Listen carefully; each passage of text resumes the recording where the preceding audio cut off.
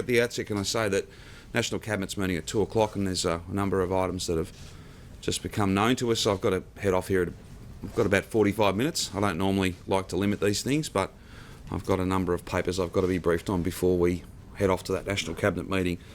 Off the top, though, there are 209 cases today, 208 locally acquired and 1 a returned traveller in hotel quarantine. Sadly, a man in his 60s has passed away. I don't have any further details, but the Cho release later today can provide, subject to the confidentiality, obviously, of that family, any further information about that individual. We, of course, send our deepest sympathies and our best wishes to the family of that man in his 60s who has passed away. 96 of today's cases are linked to known outbreaks and cases, with 112 that are under investigation by our coronavirus detectives. That number is going to continue to grow because interviews, obviously if you've got to do more interviews, it just means the workload is greater, and I think there's also a bit of a trend in recent times, more complex interviews that are taking longer for us to do, whether it be issues of language, culture, all sorts of different issues that become, just make that task a little bit harder. But Jerome might be able to speak to that in more detail when he goes through that outbreak map, as he always does. The total active cases with those I've announced today is now 1,180, 1,176 locally acquired and 4 which are overseas acquired.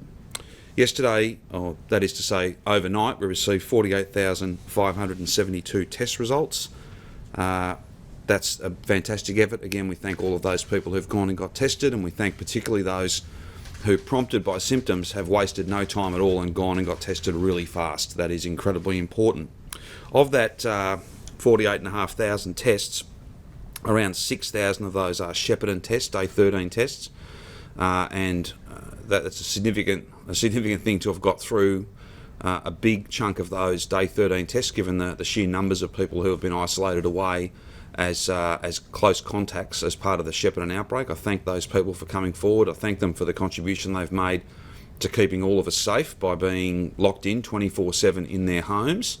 We thank them very, very much, and the response of the people of the Goulburn Valley, yet again, just quite an amazing effort, and we're deeply grateful and so impressed and so proud of all that you have achieved. There will still be some people who at day 13 test positive and will have to be in for another 14 days.